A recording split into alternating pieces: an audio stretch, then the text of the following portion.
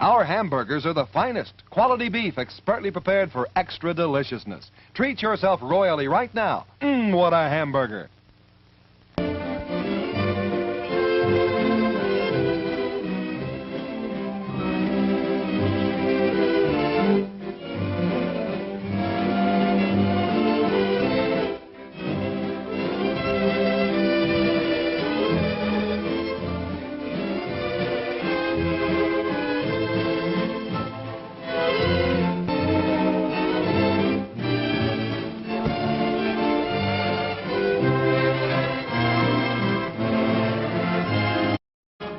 The next show will start in 3 minutes.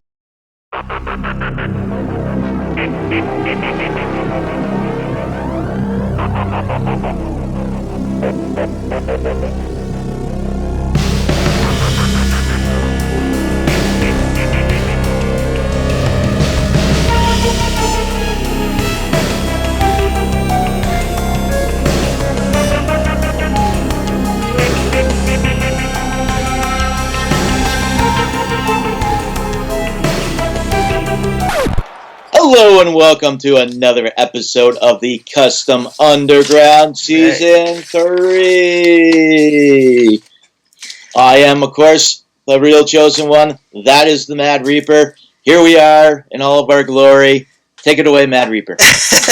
Yeah, so this is a big episode for us. This is going to be the first one where we do a first round, discuss the judging for the first round. So this one is always a really big episode. We're going to try to keep it down, but you're also going to try to, give you guys did amazing work on all of your customs, so we're going to go ahead and give that its fair due as well. So we're going to break it down. We'll do amateurs first and professionals. But the most important thing that we wanted to address head on was this concept of fan voting. I know that for myself, when we were going ahead and putting the descriptions, I had just went ahead and plugged in majority of the information of how it worked before, not really realizing the big dramatic change since we're rolling so fast that we have 5 judges. For a lot of time yesterday, I actually thought we had 4 because at one point the reason we brought on Rocket Droni and NWF was because Joey, he didn't know how much time he would be able to put towards this. So now he's able to still participate as the judging. We're obviously going to welcome him back with open arms. And so that creates a 5 judging thing and a complete confusion, a complete cluster, And sorry about that. That's on all of our, we're working on it. So going forward with the fan voting, the way this is going to be clarified now is fan voting is like a additional. If something comes up to question, if let's say if there's ever a scenario in which the judges, I'll discuss the history of it. First, the fan voting was in theory when it was Pat, myself, and Showstopper meant to act as a tiebreaker if we ever needed it. Like if somehow we were like 2 on 1, or if somehow none of us could really select, it didn't really come into effect a whole lot, admittedly. Since 3 we were usually able to reach a consensus. So now with 5, it kind of is in the same boat. It doesn't come into effect so much, but these are kind of the explanations behind it all here. First of all, the last thing we want is for the fan voting to become a popularity contest, and Absolutely. That doesn't do justice to the judging, the customizing, and at the end of the day, the criteria that we're scoring on, the scorecards that we're doing, are so much more inclusive than someone, or than most of the votes that are just saying this person wins, this person wins. If going forward we change the matchup and the style of the tournament, and the judging criteria becomes as simple as this one or that one, then we'll see about it. But I mean, the main point is that right now it's not, and we do have this scoring criteria to where, as we're scoring this thing out, it's becoming pretty clear on which side who wins. So nonetheless, we still love the fan engagement, we still love the comments, and really they're more beneficial for us to see and gauge kind of what everyone else is thinking. And the most beneficial comments or help the customizers as well, where you'll have other customizers commenting what they really like, what could have been better. Asui, who's one of the best customizers in the world, was commenting, and I really felt like her feedback would be very valuable, and it was to me even as a judge, not in a swaying, influencing factor, but as far as like, am I noticing the same kind of things? Right. Absolutely. So, in that regards, back on topic. Yeah, so in that regards, we never want to take away with the fan voting aspect, because we love the engagement, we love the conversation, and we love also seeing your guys' work actually get views and people engage with this.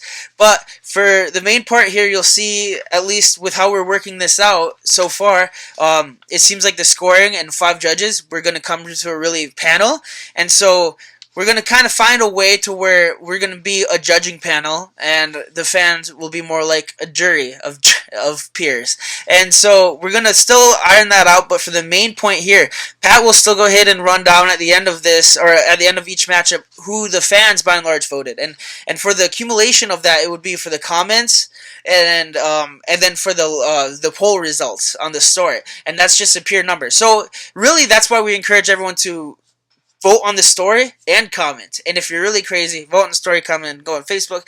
And really, if the fan voting doesn't have a judging sway, then yeah, it might not matter at the end. But there's also been times where it has. So at the end of the day, dude, this is a contest. This is all for fun. Let's everyone should enjoy watching this. Everyone should be up and say who they think won. This should be an engagement. This should be a discussion.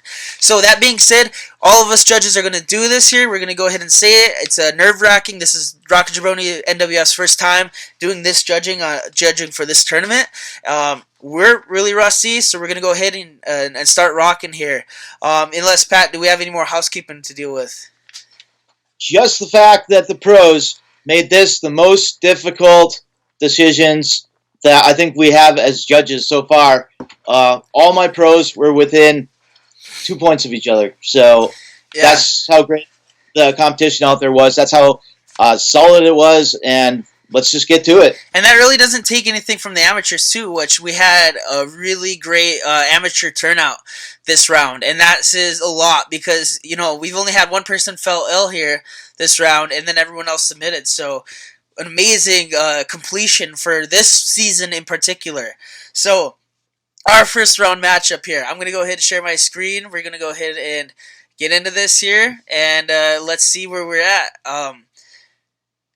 I'm going to share it for this part, and then I'm going to switch back and discuss it, because I'm having to go through a bunch of spreadsheets. So I hope this isn't the smack dab of the screen. Is that, Pat? Yeah.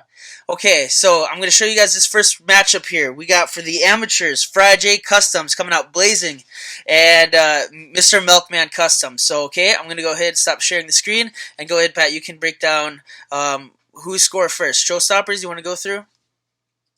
Yeah, hang on a second.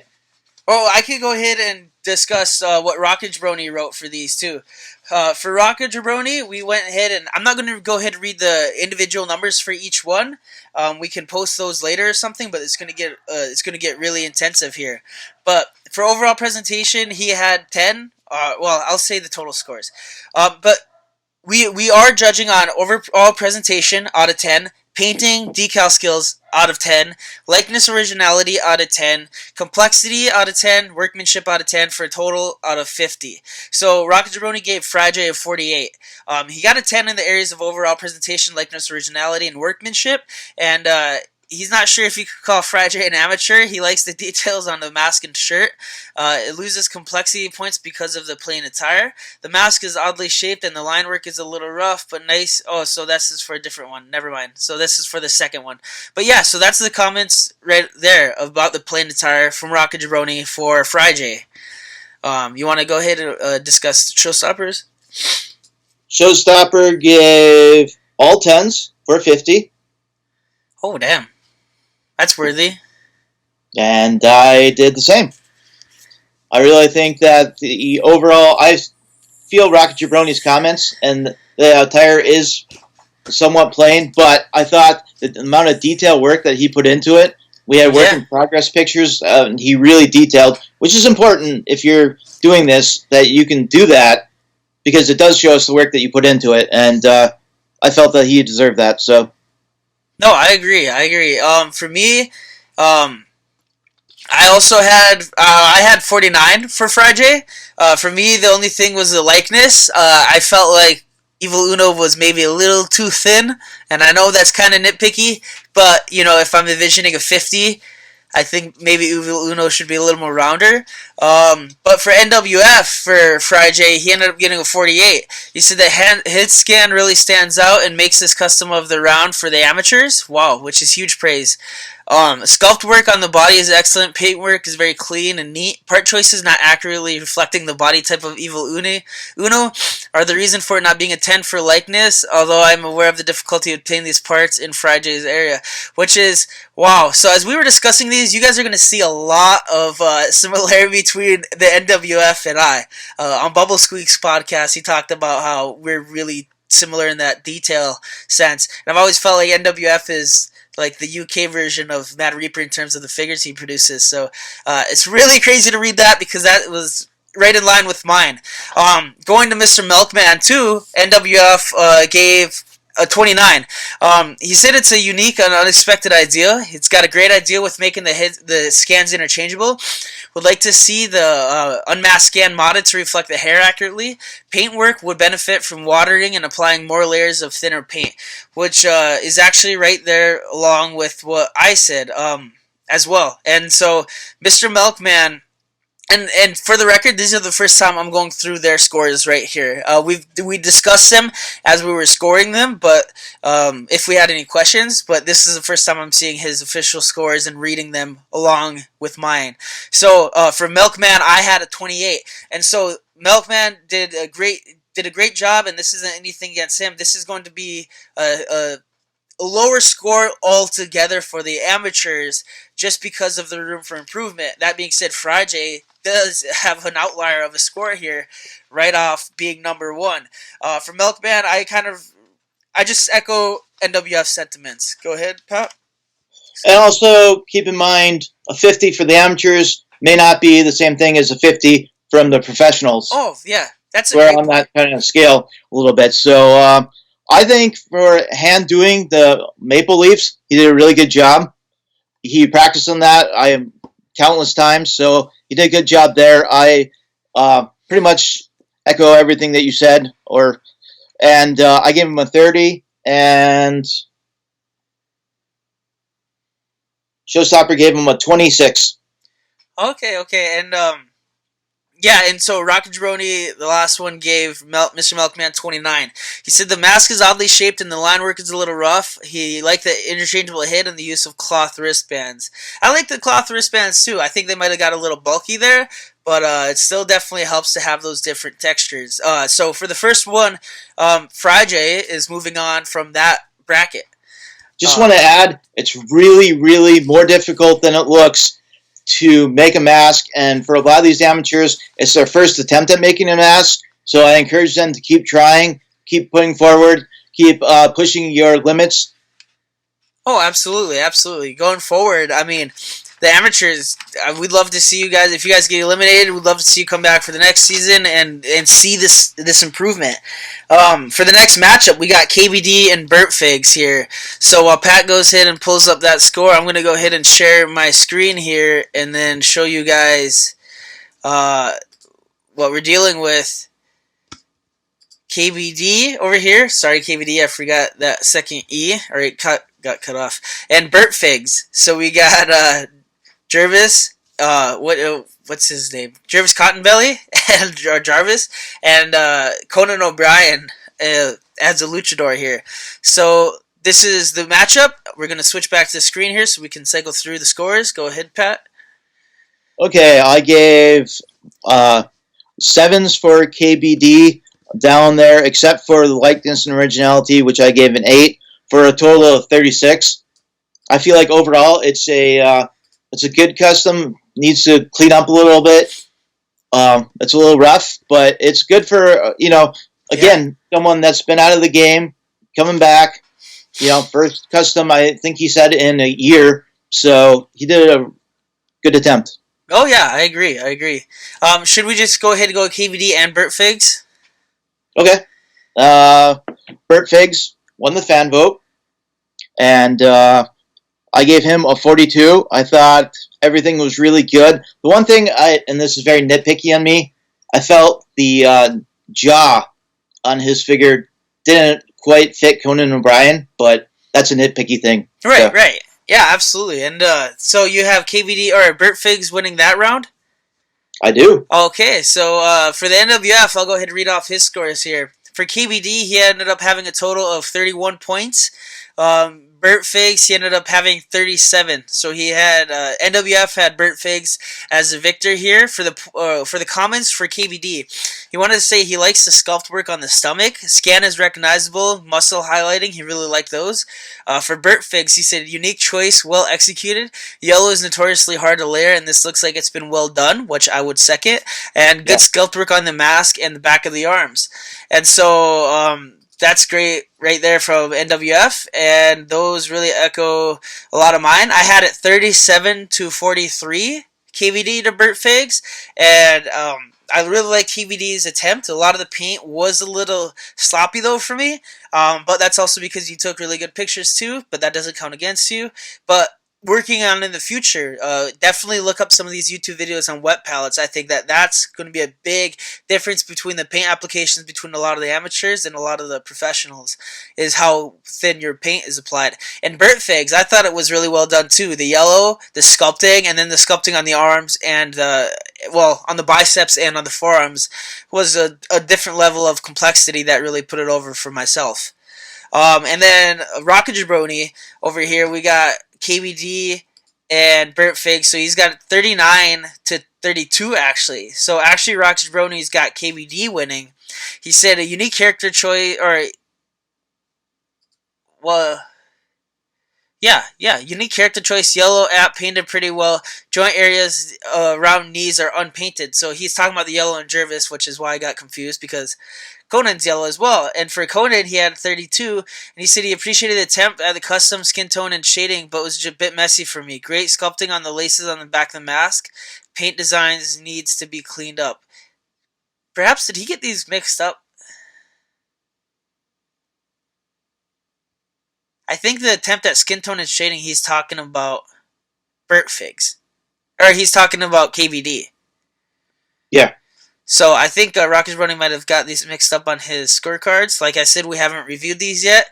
We will have to clarify with them. But so far, what the comments that I'm reading, he's got the names mixed up, but the comments that I'm reading look like they are reflective of he switched them around. So if that's the case, he would actually have Burt Figs at 39 with KVD at 32. But Pat, you want to go ahead and discuss the Showstopper score? Showstopper put Burt Figs at 39, and he put and he put KBD at 34. Oh wow, okay, 39-34. So he also has Burt Figs moving on. Yes, he does. So that's all of us, right? That is all of us. All right, I'm going to share the screen here for the next one. We got Action Figure Manipulator versus Elite Player. Go ahead. You want to break it down on your end? For myself, I thought Manipulator did a really good job. The camo I would have liked differently. It's a little sloppy for me. I didn't see what he was attempting, and it was a good effort. I gave him a 34. Are we going for both of them? Yeah, let's go ahead. Okay, and I gave Elite Player a 45. I thought that is an extremely well done La Parka. And La Parka is one of my all-time favorites, as is Kill Shot, so... So you have Elite edging out Action Figure Manipulator? Yes, that is correct. Do you have Joey's scores pulled up too? Yes, I do. Give me 1 second. I think what I'll do is leave this up while you discuss those two, and then I can stop sharing and then go through these three. Yeah, he gave Action Figure Manipulator a 38. Wow, nice. And he gave Elite Player a 41. So he has Elite Player just edging out Manipulator. Okay. Well, on our end here, we got for myself, Man, I gotta say, first of all, Action Figure Manipulator hasn't been doing this very long. Shout out to Justin. Justin Murray, he's a great guy over there at Action Figure Manipulator. You guys should go. Wait, he hasn't been doing this long? No, like not. That's a pretty awesome figure for not having done Oh, this for too sure. long. It's amazing. And this is his first time sculpting, actually. Oh, wow. So if you look at the mask, really amazing. I don't know if the rest of the judges knew this. I mean, they knew the parts and stuff, but just a great showing. I when we were talking about it with Pat and I after we went off air, talking about what version to kill shot, I was really hoping for this one. Really happy to see it. He got really high scoring for me, 47. And this is a big thing to point out. I score the way me as a judge scores these matchups has historically been relative to the matchup, relative to each other. But that being said, if they're both 50s, I'm going to say both 50s because it's not. Well, I'm scoring. At the end of the day, a 50 on the amateur is not a 50 on the professionals. Yeah. And so you don't take that score as being the ultimate decider. Look at this score as being the custom you did for this specific challenge and for this matchup, kind of with your whole division. It's kind of a curve. So with that being said, I had Action Figure Manipulator at 47 and Elite just edged him out at 48. And the one factor is it just comes down to there's a lot of 8s and 9s, and the complexity at the end of the day for La Parka. La Parka is a complex character. He's got 90% of his body has to be repainted. So for that reason, I have Elite going forward. Going over at Rocket Jabroni's here. Rocket Jabroni has Action Figure Manipulator at 39 and Elite Player at 45. This one is really hard. He said such a difficult custom executed well. This is about the La Parka. This is a really close one. He ranked really highly, just painting skills and decal skills. For Action Figure Manipulator, he had a 7, but the rest were solid 8s across the board. Elite had solid 9s across the board, which is what he got at 45. He said such a difficult custom executed well. Some of the white needed to be thinned out, and the other areas needed a few more coats on the shoulders. And with judges here, I sent all the pictures. So not just the face-off picture, all of them. And so going forward with NWF scores here, Action Figure Manipulator to Elite Player, he has it scored 35 for Action Figure Manipulator to 42 for Elite Player. And it says for a kill shot, good choice of base hit scan, nice use of additional props, jacket, belt, dog tags. I really love that too. It's great presentation. And then for the La Parka, one of my favorite customs from the amateur bracket. Good part choices, nice painted finish with clear focus on symmetry, which is what makes La Parka so difficult to do. But overall, that means that we have Elite Player advancing, but Action Figure Manipulator, bro, you had an amazing showing. I think you absolutely killed it. For that being one of your first figures, that's amazing. I mean, you did a really great job. The fan vote did have Elite Player. It was close. It was close, though. Yeah. Very close. Most of that vote was pretty close. That was a very competitive match, and this was the first taste of a really difficult scoring on my end here because they're both great customs, but they are different levels of difficulty. So going on next here, I'll go ahead and share the screen after I pick out it's Ivy's versus Ramos, and here we go. I'm just kidding. All right. Ivy's versus Ramos. Here we got Pegasus Kid versus Tiger Mask, and it's great. Two great figures. Pat, you want to break it down? Yeah. First of all, if you can get him to tell you, Ivy has a really cool method for making masks. I was intrigued by seeing that method. I gave him 9s across the board, and I knocked just a little off on complexity with an 8. Because it wasn't as complex as some of the other figures we've been seeing, and like his opponent. So I gave him a 44, and I gave Ramos a 39. It was a really great attempt, but the mask seemed just a little off to me, and maybe the head a little small. And I Yeah, will look no, up I Showstopper. can see where you go from that. I think that's a Bo Dallas scan. It looks like so. Dallas's face is very not tall with that grin, but it's still a happy. I kind of like the expression though. Yeah, I've actually commented on that to him that it's kind of like a menacing grins. So, yeah, okay. So we have Joey, Showstopper. Oh, wait. Yeah, okay. No, he didn't do these in order. Okay, well. Well, that's Give me okay. a I'll go second. ahead and cover Yep. Ramos while you find that. Or I'll go ahead and cover Rocket Jabronis. So, the Ivy and Ramos matchup for Rocket Jabroni, he had Ivy scored at a 42 with Pegasus Kid, and Ramos, Tiger Mask scored at 36. For the Pegasus Kid, he talked about the line work on tights and mask are really well done and nice smooth paint job. For Tiger Mask, he really likes the detail of the higher up tights. Designs on the tights and mask could be better. Painted bootlaces were a little messy. So myself, for this matchup, it was very similar as well. I had Ivy's at 34 or 43, and Ramos at 39. The biggest difference for me really was the same point. Pegasus Kid was a pretty simple design, but it was executed very well. And Tiger Mask was also, unfortunately, a simple design. It was executed very well too, but there was a lot more messiness in the paint, where the spikes on Pegasus Kid were a little bit easier to read through. And go ahead, I'll just wrap up with NWFs here. Ivy's versus Ramos. He had Ivy's at 37, and he had Ramos at Tiger Mask at 34.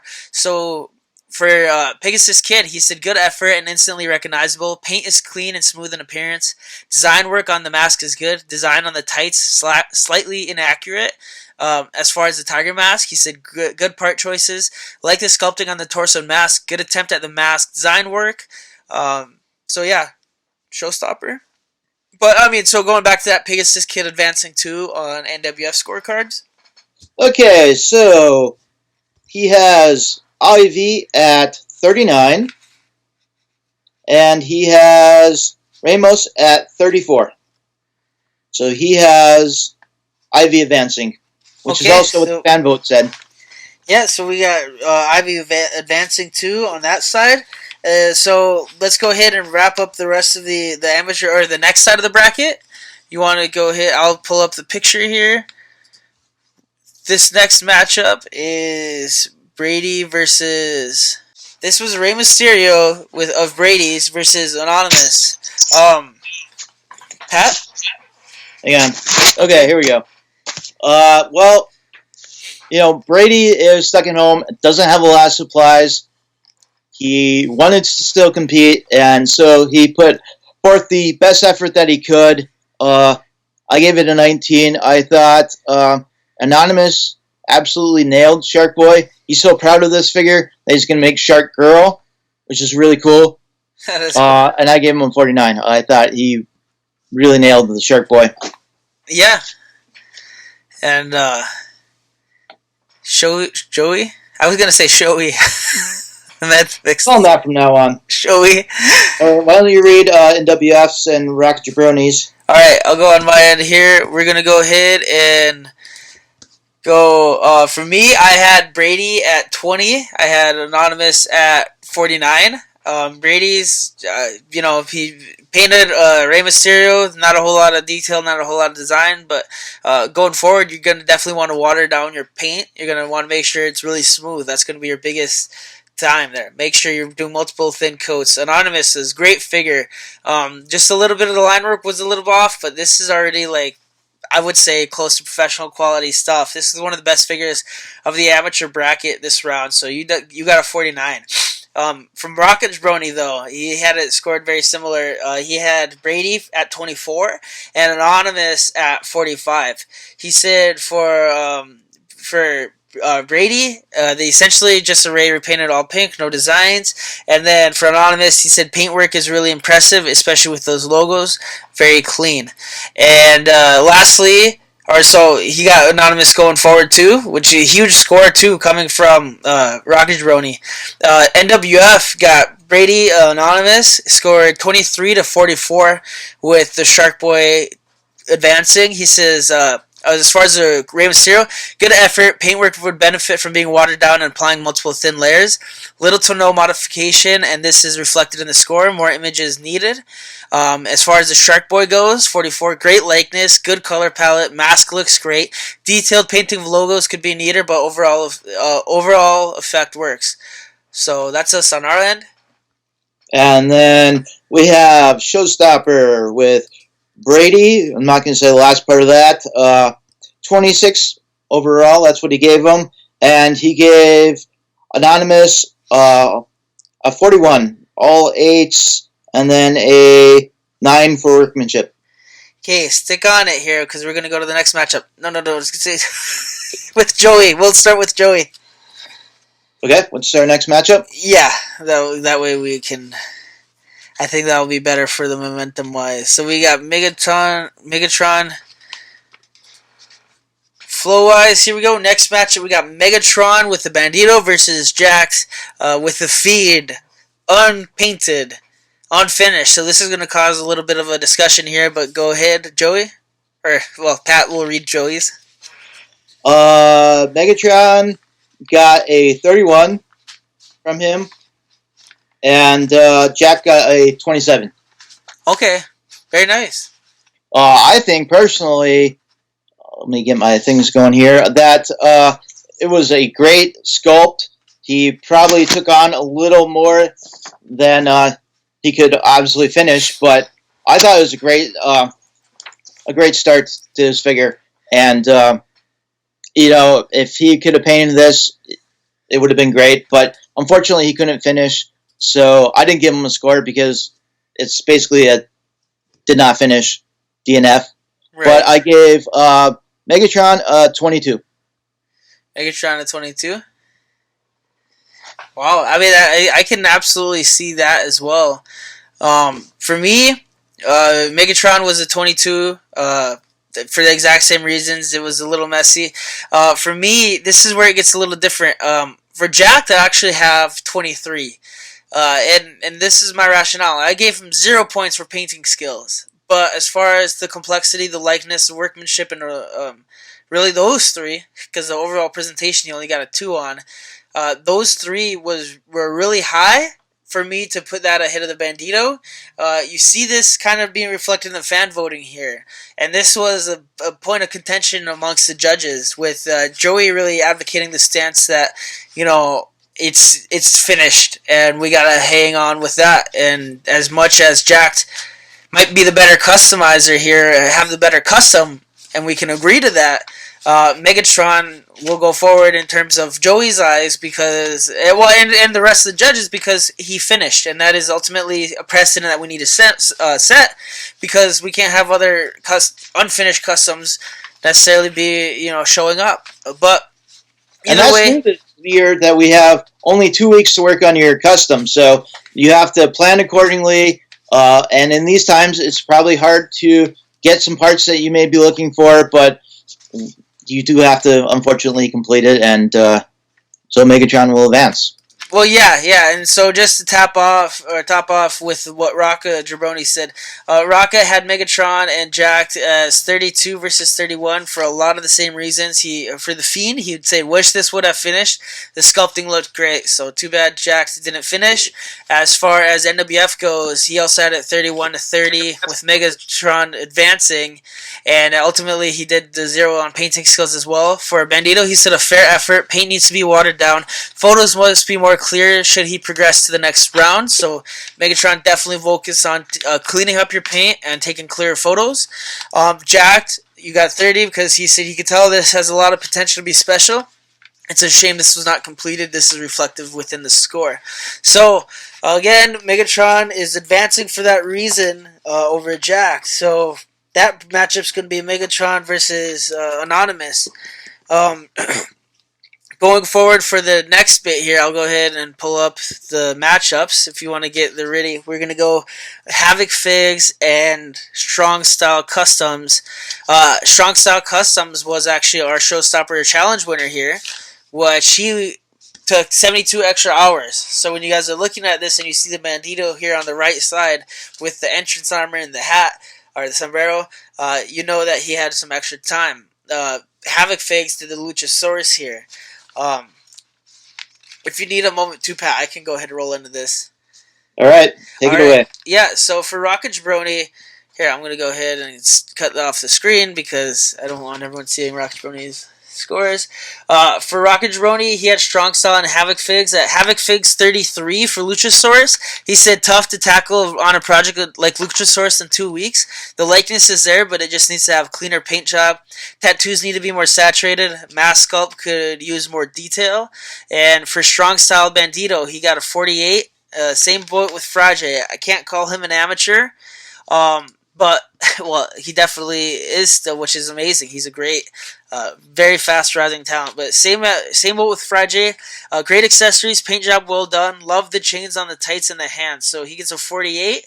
Bandito advancing as far as Rocket Jabroni goes. And this one here for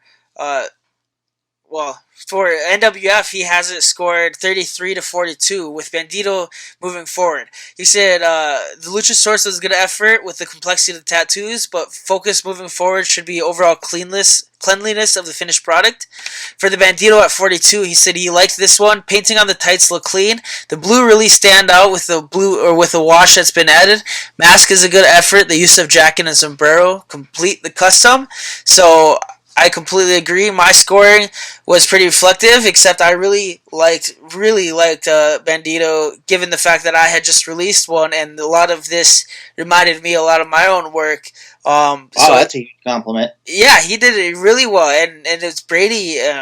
And he's Bradley, I think. Either way, Strong Style is an awesome guy. He's definitely on the rise. He's going to be a pro anytime soon here. I think he's going to be after this tournament. Wouldn't be surprised if we end up seeing him in the finals, to be honest. Havoc, you did great too with the Luchasaurus. It's really ambitious. I echo NWF statements. You got a 35. So it's 35 to 49 from my end. Strong Style moving forward. Pat? Okay, and from Showstopper Customs, we have Havoc at 32, and we have Strong Style at 36. With Strong Style obviously advancing. Who got the fan vote, so that's always good. And I had similar thoughts about Havoc's. Clean up the mask a little bit, maybe dilute the tattoos a little bit so they look more like tattoos, as we talked about previously. You know, there is no real black in tattoos. I gave him a 36. Strong Style was talking to me. He thought the extra time was really great and mentioned that he had the time to do the entrance gear in that time because of the extra time. So, I think he did really good. I give him 49. Wow, that's amazing. I want to echo, I think he will be a pro going forward, and that he's a fast rising star. I suggest you go follow him. Oh, absolutely. I think I'm really excited to see what he brings next. So we got Strong Style moving forward. On this next matchup, this is the second to last one here for the amateurs. This one was probably the most neck-and-neck competitive match that we had. We had Kuroda Kid, who did El Generico, and Toys of Jericho, who did a Son of Havoc. And this is Toys of Jericho's really first showing into the custom world, or into the custom community with this Havoc. So we'll go ahead. Pat, do you want to go with who's ever score first? Showstopper. Kuroda Kid at 41, and he has Toys of Jericho at 42. So Toys of Jericho by 1 point. That is echoing what you said, that this was a really tight race. Absolutely. And wow. I also have this scored by 1 point. Oh, wow. Gave Toys of Jericho a 48 and the Kuroda Kid a 49. Great handmade mask, and I love the decal he did on the side of the tights. I thought that was very well executed. That's a very fair point, and it's interesting because my score is very similar, but it's just a switch around. For Kuroda Kid, I got a 48. I loved all the same details. I got 9 for overall presentation and complexity. Mainly, the mask was a little thicker, it being fabric. You kind of have that issue. But one of the things too, though, is it's only thicker if I'll say this real quick. I feel like a lot of masks, when I'm sculpting a mask, even I cut off the ears, and so I'll talk about this with Prince Puma too. My issue is a lot of lucha masks are sculpted on top of sculpts that have the ears out, like they're not constricted. Right now, my ears and my nose are pretty constricted, and so in order when the mask is on, you kind of got to cut that. If he were to do a fabric mask, cut the ears, make it really sucked in and tight on there, I thought it would have been really great and would have been that little. That being said, super nitpicky, super complex to have sewn that. Super nitpicky, but a really great little tidbit. Yeah. Tidbit is what I'm trying to say. Yeah. Sometimes I can't talk, sometimes Mad Reaper can't talk, but we get through it either way. And for Toys of Jericho, I mean, this is a problem with Son of Havoc. Complexity, you're equal because he's a pretty basic design.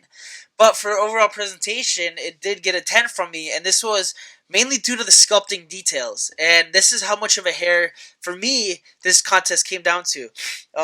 The facial expression was really Son of Havoc like. I like that screaming expression.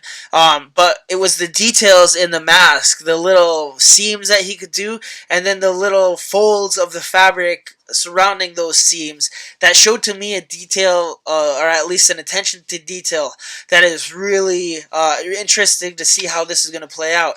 Both especially great entries, for this being one of his first figures that he's completed. Yeah, both great entries. He's here now. I can't wait till next season.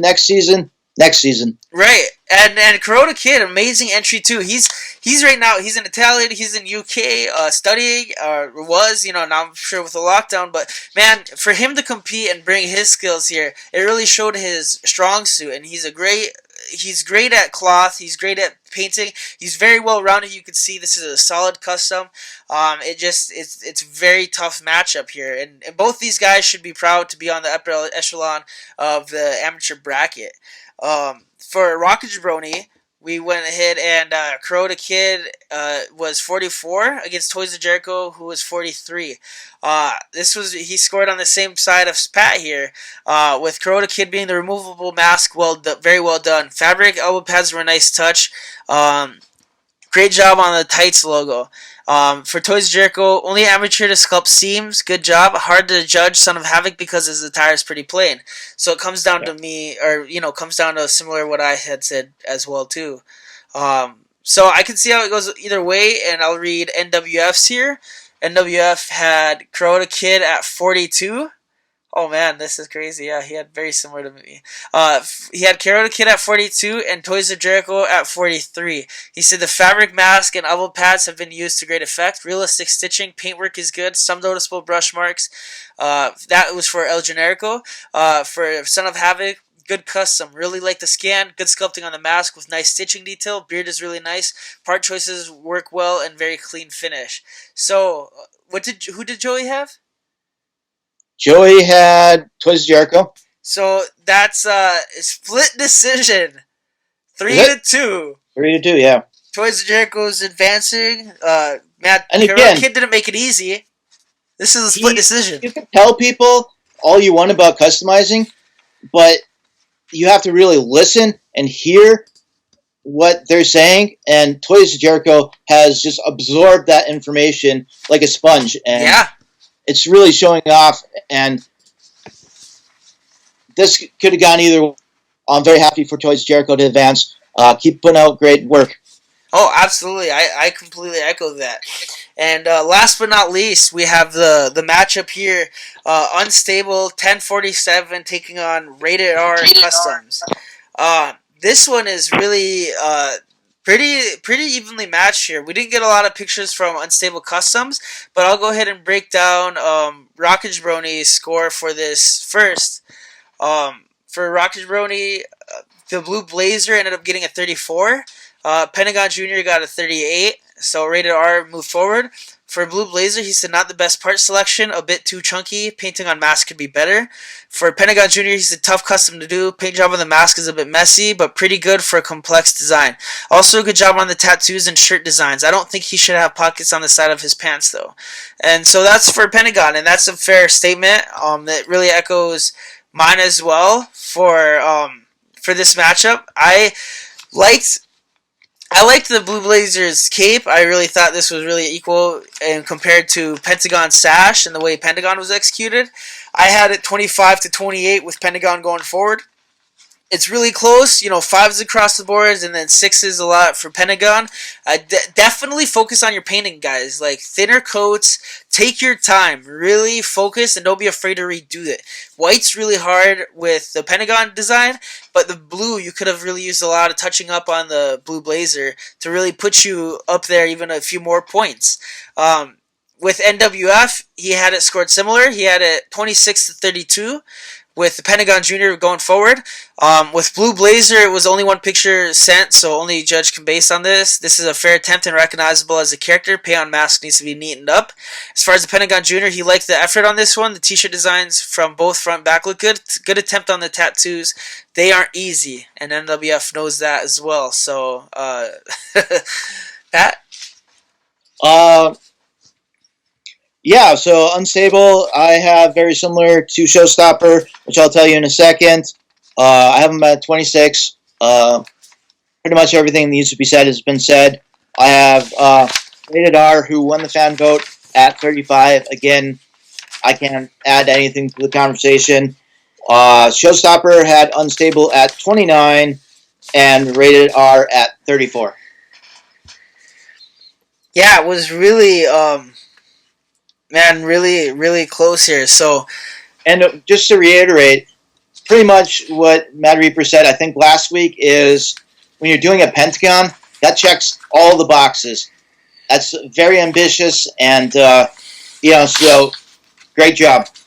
Yeah, it's a very complex figure. So we actually got Rated R moving into the next bracket.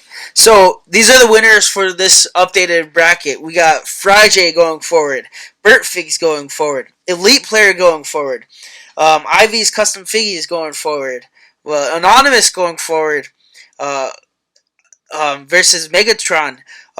So, I'll go ahead and read the matchups. Go ahead, I'll keep continuing. Strong Style Customs going forward against Toys of Jericho and then Rated R Customs. So, going into pros, right?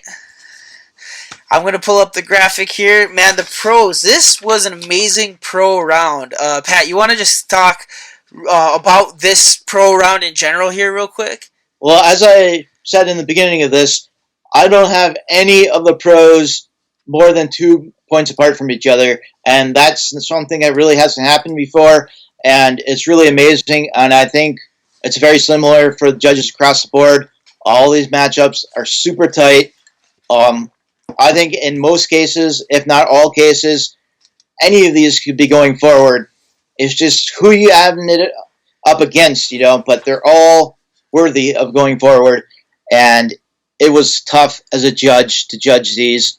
And there was some crying, but, we can hold Joey. It was really tough. So while Pat gets the scores pulled up for Nick and Lucho Punk here, I'll go ahead and break these down and run through mine at least. For Nick, he did Mortis, and for Lucho Punk, he did Psychosis. Both of these figures are really excellent. For Nick, it gets the first 50 of the professional bracket from me. This is a flawless figure. I did real hair on an Undertaker, got a great response. I really like how it's done.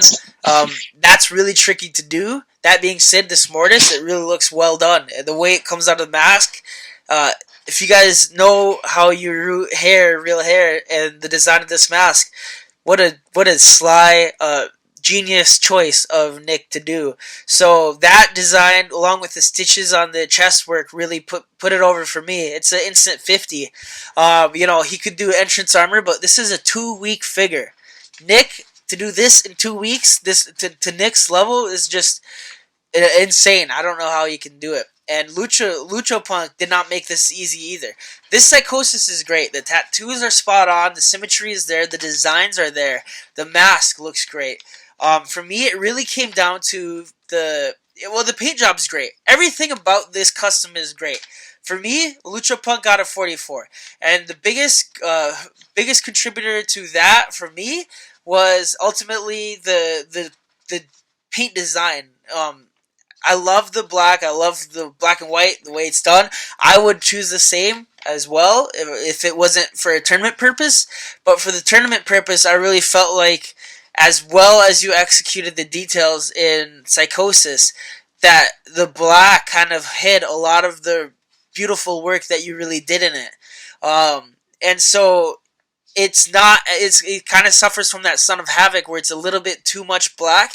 But on the top here, I'm not talking about the area from the top of your head to the torso. All that work is done so well. All the designs, I really like the Mexican style. I'm a huge supporter of Mexican customizing. I love the way it's used different mediums with the vinyl and different graphics. I thought Lucho Punk really represented well here. The mask. That being said, little things like the eyes and the teeth, for me, are what knocked it down from being that 50. Still a great custom because I love the mask. But the way the eyes are painted, and even though he modded the teeth and kind of had that Psychosis crazy grin, it, to me, fell a little short. Also, for Psychosis, the toughest part, and this isn't just you, Lucho Punk, this is a difficulty in any Psychosis custom, is that hair, that iconic Psychosis hair. I felt like that fell a little short for me. Nonetheless, 44. 44 here in the professional bracket is easy a 50 in the amateurs for me. So that's why I'm saying this is relative. Relative meaning separate to viewed in a lens. So Nick going forward for me. Don't mean to be long-winded. Pat, are you ready? Yes, I. It's one thing to do hair, but it's another to do hair well, and both those things are complex on their own. Great design. I gave him a 50. Well deserved. I can't echo anything more than what you said. Lucho Punk, I gave a 48. It's a beautiful figure. It will look good on a shelf. I do agree with what you said about the complexity below the belt, kind of a lot of black that hid things. So, Showstopper gives Nick a 50. Surprise, surprise. And he gave Lucho a 49, which is high praise from a very talented man. Yeah, that's very true here. Here, let me see. I have to decline this. That means Nick's going forward, and at the end of the day, the biggest benefit here, or the biggest shock, is I feel like not only Nick, but Nick's one of the customizers that has been in all of the Custom Underground tournaments. And so it's really, this isn't his first rodeo, so to speak, and his figure shows it. For Rocket Jabroni, I believe, has he gone up against Nick? I can't remember, but I know NWF definitely has. For the finals, it was actually NWF versus Rocket Jabroni in Season 1. But for Rocket Jabroni's scores here, he has Nick at 49 and Lucha Punk at 44. For Nick's 49, he said sculpting is Nick's bread and butter, and he showed off his skills here once again. Fake hair is a nice touch for realism. Only thing I wish is that it had more time to add entrance gear. Would have been easy 50 if so. And then, for Psychosis, he has a 44. Yeah, 44, and the mask was well done. Overall, pretty clean custom. There were some spots on the arms that weren't completely cleaned up, and tattoos could have been a little bit less black. The design in the middle, on one of the hands, there was like a little dot of paint. Yeah. It's very nitpicky, but it goes toward the overall. Absolutely. And then the design in the middle is a bit off-centered. He wishes a more colorful attire was chosen, even though this was his common attire. So very similar to what I said as well. And NWF echoes a lot of the same sentiments. For Nick, he has 50. He says, really like this. Hair looks great and adds a different dynamic to the figure. Brings added realism, which complements the figure in its presentation. Sculpting is spot on. Love the torso work and the neatness of the sculpted areas on the vest. Painting is really clean, very smooth and intricate, which is typical of Nick's work. Great advocate for high quality photos to display your work. Man, amen, NWF. I'm so glad we have NWF who has this crazy detailed spreadsheet, just very detail oriented. You can tell. Great point though. These photos and how Nick took them are beautiful. Really. With Lucho Punk, he got a 43. He said overall nice piece. Paint on the body is nice and smooth. Usually not a fan of glossy finish, but it works well here. Mask is nicely done. Lacks symmetry in the chest piece. Tattoo lining could be neater and painted lightened to give a more realistic tattoo effect.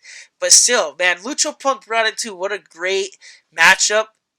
What a tough matchup. Lucho Punk really represented Mexico. It's an honor to have him back. I want Lucho Punk to come back again. He really represents. I love his work. I'm a fan myself, being a huge luchador fan. I can't believe we got this match in the first round. Yeah.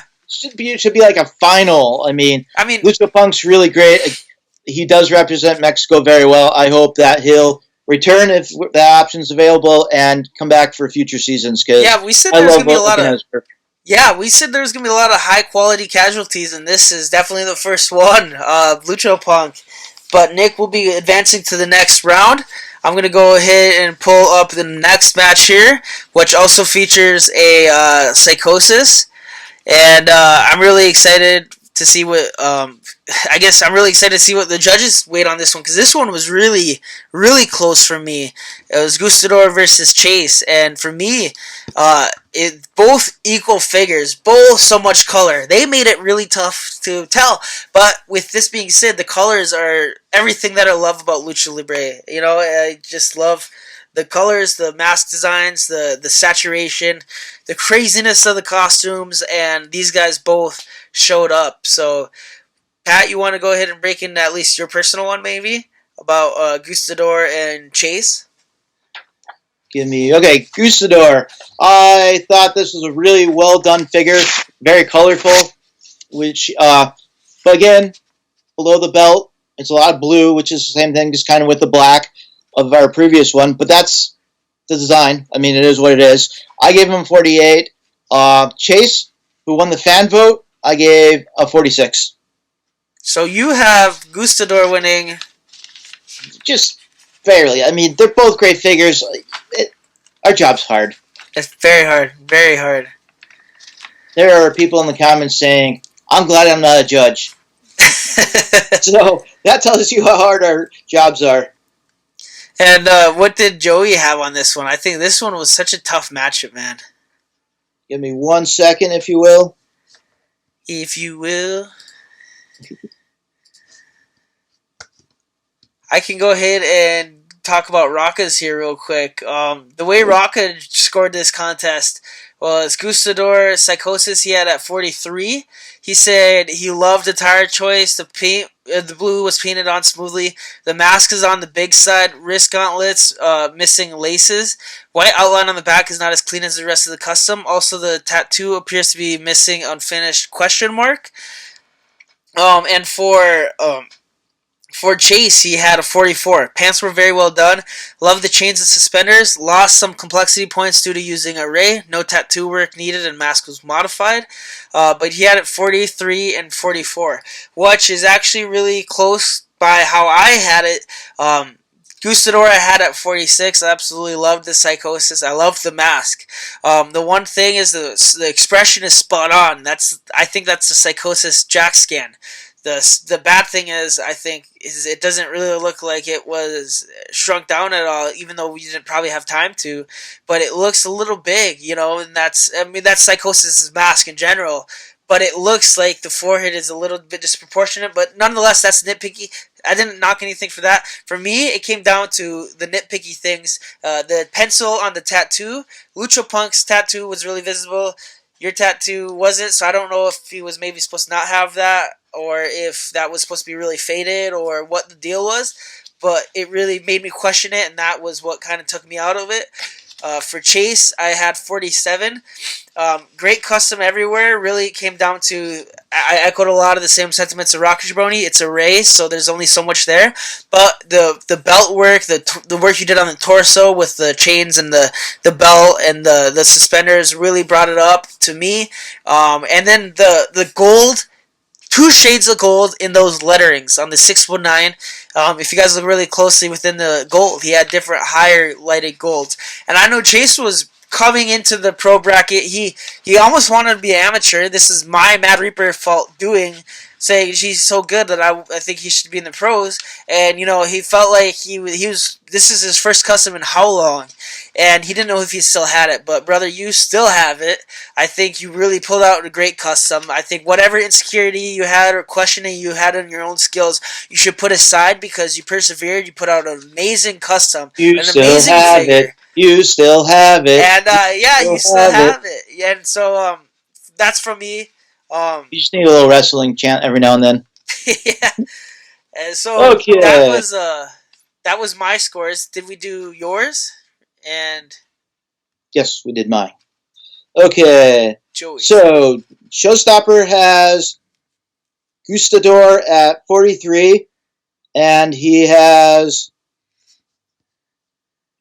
Chase Arcade at 44. So, he has him winning by a point. So, spot on with Rocket Drones.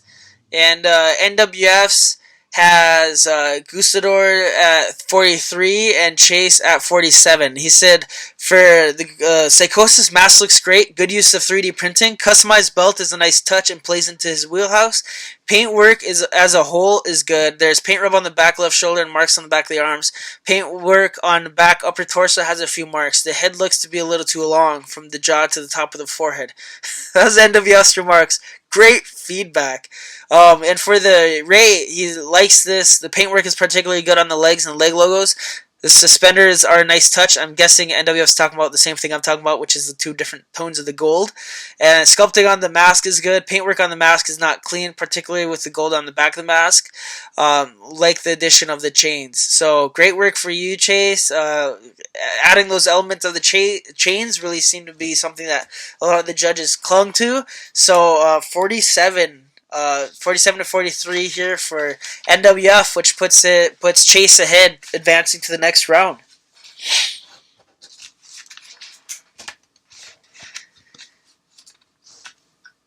All right, Pat, you on deck? You getting ready for the next one?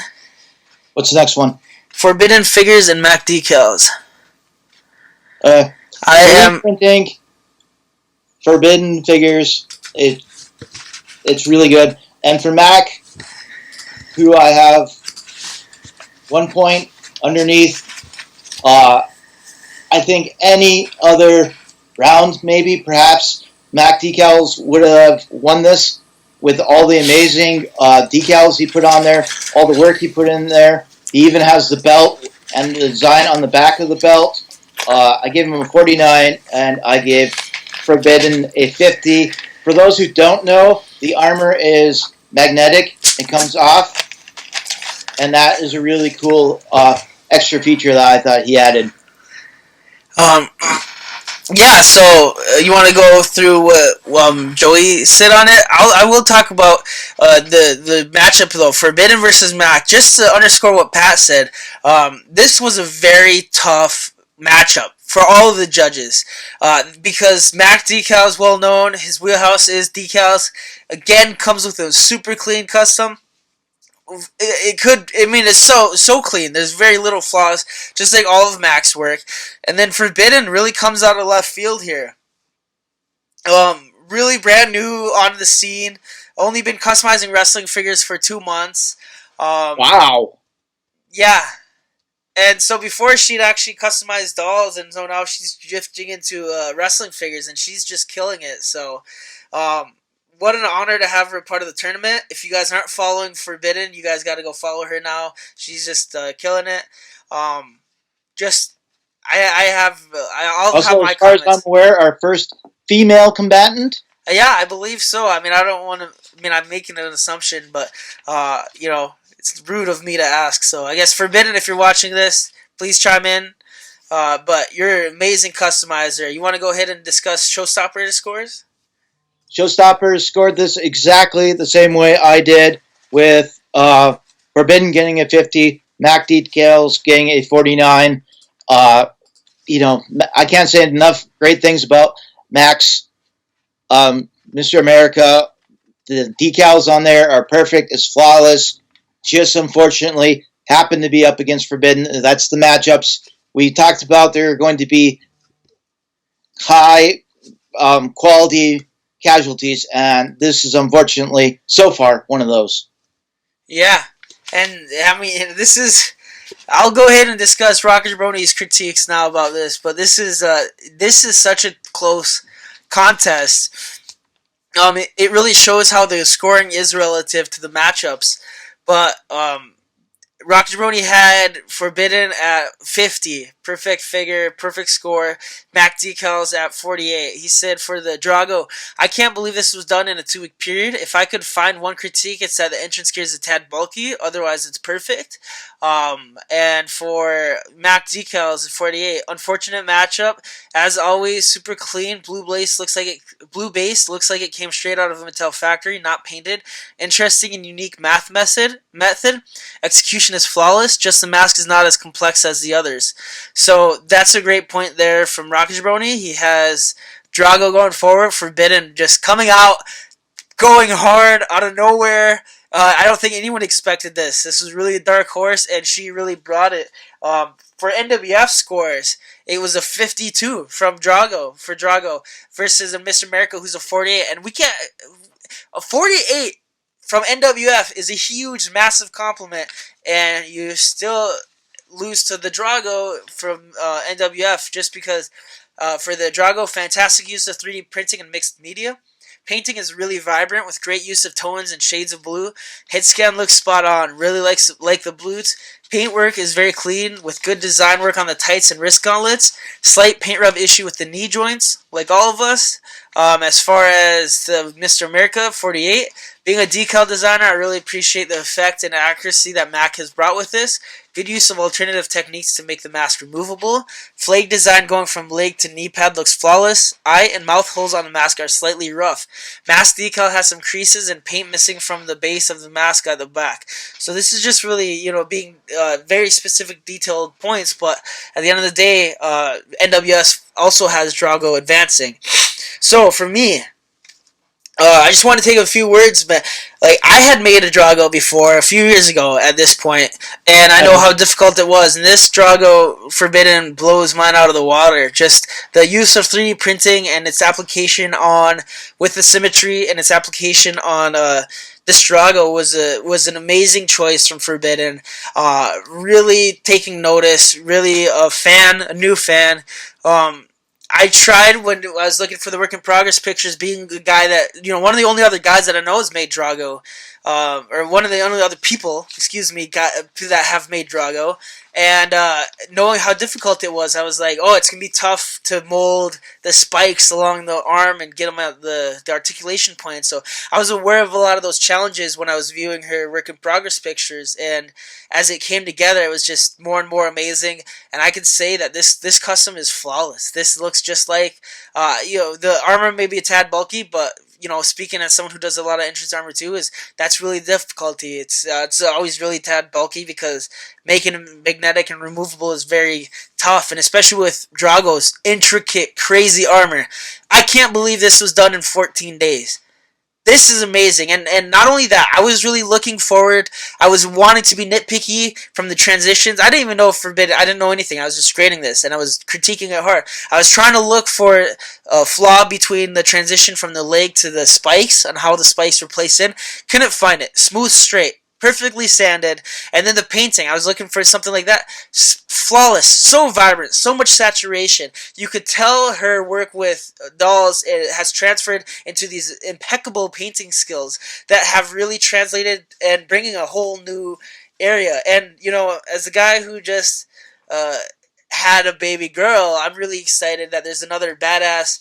If this is true, a badass female customizer. If not, I'm dumbass and I'm wrong. But if I'm right, I'm so excited because Asui is one of my favorite customizers. Forbidden is not one of my favorite customizers. And it's so cool to see both genders just represent and making badass custom wrestling figures. And it makes me so stoked because this Drago just killed it. That being said, Mac, you absolutely killed it too. That Reaper getting excited. It comes down to the complexity. The complexity was right there. Everything. 10s out of everything. The complexity with Mr. America. The only thing that I wish I could have seen, even though 2-week time limit, you don't have supplies. This was super tough. But it would be like the entrance gear, maybe. But Forbidden came, and I don't think it would have mattered. This is like one of those UFC fights where they say, it wouldn't have mattered who was on the other side of that cage. this person was going to win because this person came in for blood. And I could say that being a huge fan and friend of Mac Decals, it didn't matter who was going to go against Forbidden. Forbidden was going to come out swinging. And so we noticed, we all take notice. Forbidden's moving on to the next round. Congratulations, right? I mean, amazing Absolutely. round. Amazing And I custom. Both And I hope that Mac Decals, if we have an opportunity to come back, comes back. I hope he's again in future seasons because I enjoy his work a lot too. So we're going up TSM and MDT next. I'll go ahead and let Pat do this or get it going here because I'm out of breath. Yeah, I love that, seeing you get so excited. All right. I just want to say, unfortunately, My Damn Toys didn't have time to finish this. He ordered parts. They came in wrong. He ordered the parts again. They came in wrong. Hindsight, he says he probably should have sculpted the mask just as a backup plan, but he really thought it was going to work. And it's very unfortunate that he didn't get to complete this. Look at the shoes, the details on it. It would have been an amazing figure. It was a left field idea to make this particular character, and no one's a bigger critic of not being able to finish than he is. There were some language and other things, but we like My Damn Toys. We're glad that he's aboard always. He didn't finish, so I didn't give him a score. But TSM, I gave a 48. I thought this is a pretty darn flawless kill shot. Just the way I'd want him. So. Yeah, and I guess ultimately we can go ahead and say that. We'll just read Showstopper score for TSM because a lot of us are going to echo the exact same sentiment as Pat there with MDT. I didn't score him. Some of the judges did, but for the most part here, we're going to say, I mean, it's easy to say. The challenge was Masked Wrestler, so we can only judge one Masked Wrestler. TSM is moving on to the next round, absolutely. But I'll go ahead and read the positive comments on my end after you go ahead and tackle what Joey had to say on the subject. Well, Joey gave TSM a 43, and it was pretty much 9 in overall presentation, 8 in painting skills, which is a high compliment, 8 in likability, 9 in complexity, and 9 in workmanship. Wow, so, yeah, great work there. Rocket Jabroni would end up having a 46 for TSM. Super clean on the less complex side. Is not much design work except for the mask and tattoos. Would like the dreads to have some texture. And for the NWF, he said the same thing. He gave 47 to TSM. The mask looks great, good sculpting and paintwork. Sculpted wrist gauntlets very good, particularly the laces. Green really pops. Gloss and tattoo decals still showing through. This is difficult to eradicate due to skin tone, and it was actually because he was cutting on the timing of getting this deadline in. So he took the pictures while the sealing wasn't quite done yet. So. His second pictures and the pictures he personally posted have a lot less of the gloss and the tattoo decals, but yeah, absolutely. And then NWF actually gave the John Cena 27. He says the dry brushing on the jorts look very good, good detailing on footwear, nice touch with the Nike Pro decal for the underwear waistline. Really shame that it's unfinished, and this is reflected in the score.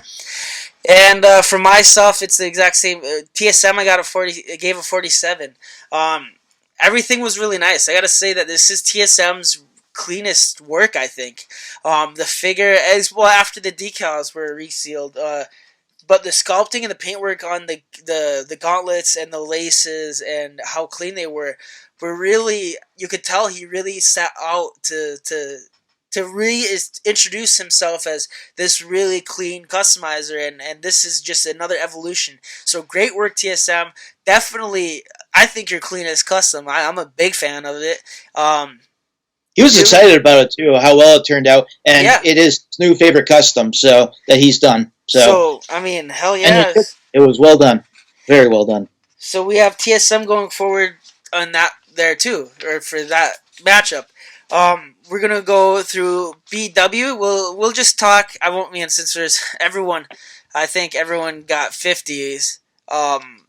It's just easy to see because BW's opponent unfortunately had to pull out, but BW submitted this suicide that you guys see on screen here, and Insane.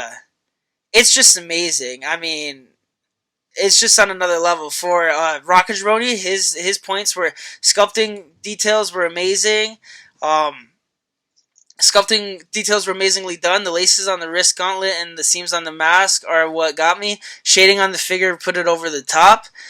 For me, I second it. I marked out over this figure. I was someone who Me too. has known BW for a long time and seen the evolution and knew where there could have been improvement. And this custom is hands down the best custom he's ever done. This is like if he saw how Nick did a custom, was like, I'm gonna do one too. I'm gonna sculpt something on every part of this, and it's just an insane figure. The paint is his cleanest paintwork yet. The sculpting is spot on. From all the wrinkles across all the body, the seams, the stitches, the laces, oh man, just the buckles, everything on this figure is next level. Everything on this figure is flawless. And I think it was during in our group chat, it was like NWF said something like, if you could even call Brian traditional, because it really is like a traditional mask sculpt, and he just killed it. It's just amazing. The detail on this sculpture, so much stitching, so much different textures. The eyes look like it's a mesh screen. And the last thing is, I'll put over the black shading. The black shading is something for someone like me with an airbrush. It's easy to do. With pastels, it's easy to do once you're a master at it, like BW is. BW's introduced kind of the pastel work to the customizing community for wrestling figures. Reintroduced it, and it's been so amazing to see how the black shading is applied to this work to make the colors pop out, and just the tone. This custom looks like it has attitude, like it will kick your ass, and what an amazing showing from BW. Go ahead, Pat. What do you have to say about this? I will sum it all up by saying BEW at home with nothing to do is very, very scary. No, it's a wonderful custom all around. He absolutely nailed it out of the park. Grand slam, if you will. There's nothing that you could possibly critique on the figure, and he did everything just perfect. And I marked out similarly to you when I first saw it, and my eyes just sort of popped out, and my jaw dropped, and I'm like, I mean, yeah, NWF along that line had the similar feedback. He's like, one of the best customs I've had the pleasure of seeing. Sculpt work is phenomenal. Use of pastels to add shading really takes us to another level. Use of articulated hand mods is great. Man, all of us just love this figure. It's a shame VW didn't have anyone to face off against. Man, what a shame Black Jack Ripper couldn't show up for that, but like BW, excited to have you move on. This next matchup is Black Mask. That might be like similar to Forbidden. You know, it might not have mattered who BEW's opponent was because that's true. He really nailed that figure. That's really true as well. And we're going to go ahead and to discuss Black Mask against DWO.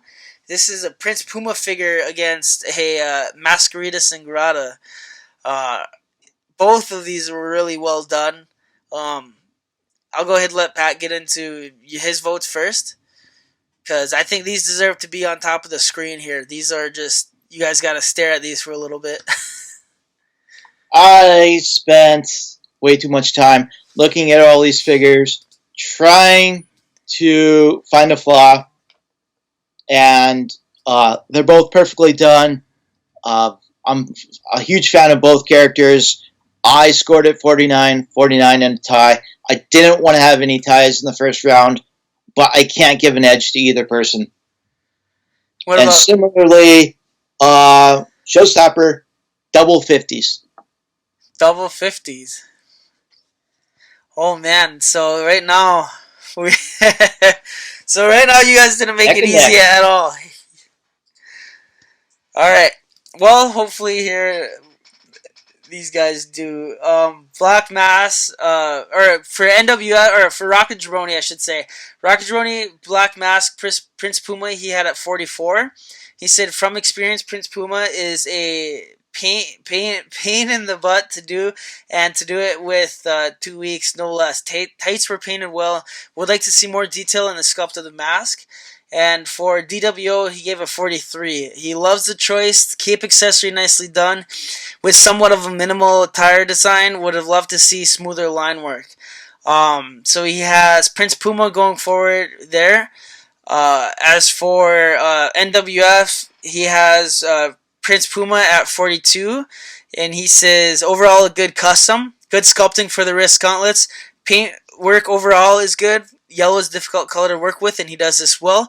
Some areas of the orange design on the tights that needed tightening up. Mask sculpt is good and very smooth.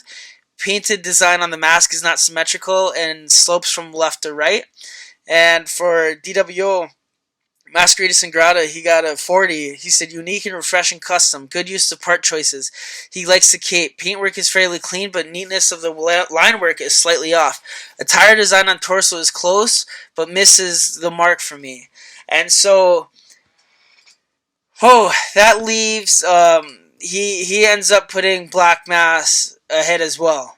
And so, this leaves it down to me. And for me, this is a really tough really tough matchup to judge because I could see how they're both even, and for the longest time I had them both at a deadlock, you know. Looking at them now too, it's really tough to tell. One big thing is I keep going back with Puma that the tattoos didn't have to be done because that's the Ricochet figure, and the ears are kind of a problem that stick out with me too with the mask. Is it doesn't, the way Mattel did Puma or Ricochet's head, you can't do a mask without some modification to get that into a better head shape, at least underneath the mask. I like the part choices used. I like the sculpting on the gauntlets, and everything is really well done. I think that anyway, he got a 48 out of me too. And DWO was on the same lines. The complexity was there. The everything was the same. I had it so even because the painting skills on Masquerade Sangrada were so detailed. There's a lot of line work there. There's a lot of symmetry that hits it. Going down to the pants, there's not a lot of work there. You see a lot of, the design work on the boots, but for the most part, there's not a lot of painting. And then when you go up on the torso, it really comes down to this. I have to give DWO just one more point less for painting skills and have him at a 47. Just because the paint lines on the green and on the wrist are just a little bit not straight enough, and it's not a nitpicky. I mean, it's a nitpicky thing. It's not a bad thing. This custom is great. 48 is amazing, or 47 is amazing. 48 for Black Mask. You guys both nailed it. This is a super tough contest for me to score, but just going forward, I know DWO. Line work's even getting more crazier, more better. I've seen the Eddie Guerrero masked hit. It's amazing. That one, unfortunately, he finished right before this tournament. That one would have been an amazing custom to see. But, man, DWO really showed up. I thought gave Black Mask a great run. But, this is another split decision. We have Black Mask going forward. Yeah, and just to add to that, DWO did do an amazing figure. I lost my train of thought. I don't know. So we're back. Okay. So DWO, again, is another high-quality casualty. I mean, it could have gone either way, and it was a great matchup. Again, could have been something in the finals. I can't say enough about these pros. They all brought it, and they did amazing work, and I'm sorry that any of them have to go, even if it may be temporary. I hope everyone's back next season, and I'm just so excited. Let's keep going. Oh, so we only got a few more left here. We're gonna go ahead and go on we're gonna wrap these up here. We got Falcon and Skull King. This was a very intense matchup, a very close matchup. The Fiend versus Skull King. It's Pat. You want to go ahead and roll?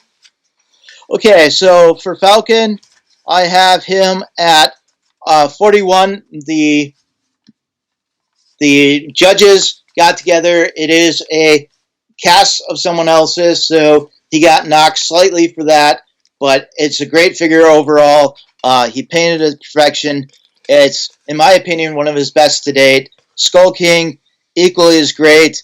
All that work on his tights, and done very, very well. I gave him a 42. So you have Skull Skull King King. slightly ahead. Just, yeah. No, absolutely. I'll go ahead, let you pull up Joey's. Joey has Falcon at 40, and he has Skull King at 30. So, a decisive win for Falcon. Wow, that's interesting to me.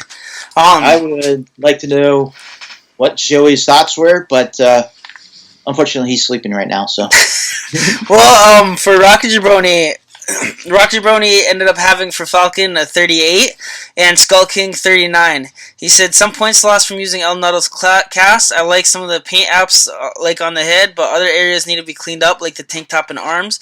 Lines are the hardest to do, and it stands out if not done well. But that's not a knock. Skull King 39. White on the tights and mask are a bit chunky, same as above. Wish there was better lighting and background. Kind of takes away from the custom. Great attire choice. That's very similar to mine as well. I had Falcon. That's a great 40. point, though. These pictures need to sell your custom, and if it's a dark figure with a dark background, it all sorts of blends together. If you have a black figure, you should try for a lighter, like white background. If you have a white figure, you should go for a darker background. Just want to throw that in. Yeah, and so Rocket Jabroni has Skull King going forward. I have it very similar. I have Falcon at 40. 8s across the board. The only thing is, I'd like to see a little bit smoother on that torso. Like, that's the one thing that I thought the heads were good. I didn't knock anything from the head cast. I took it into account, but the way I looked at it was like, okay, well, Skull King is using Mattel's head cast. He altered and added the eyes. Falcon is using El Nuttle's head cast. He added the hair. I kind of looked at it eye for an eye.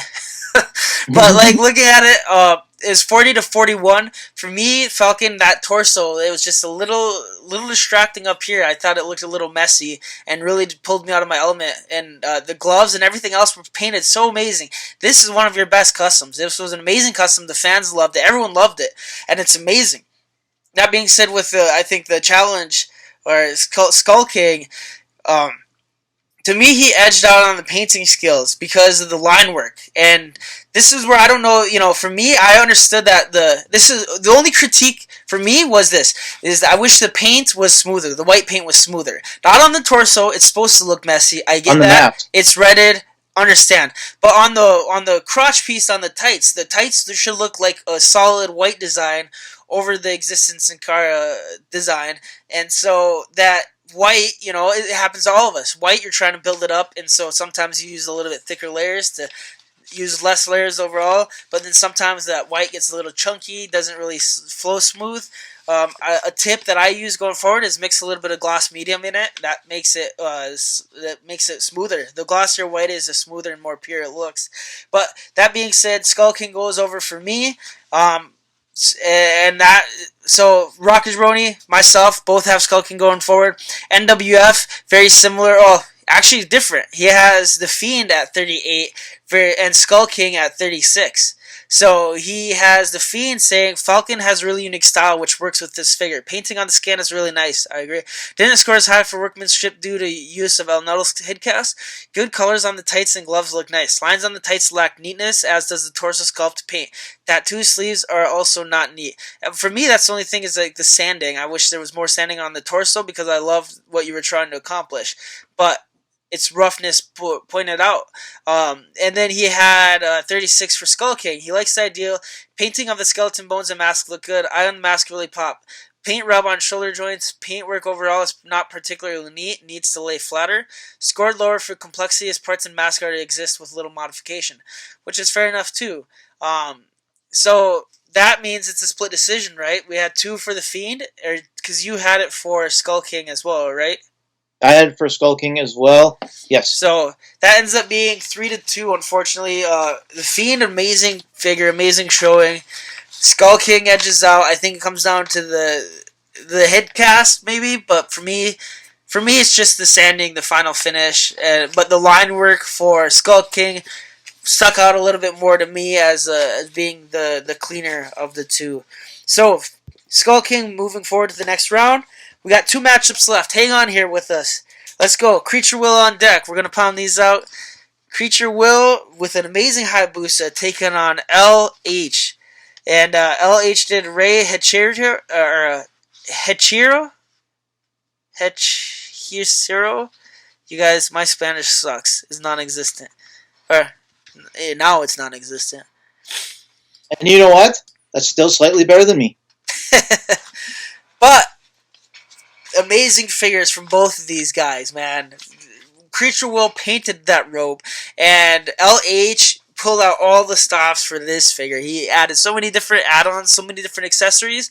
I'm excited.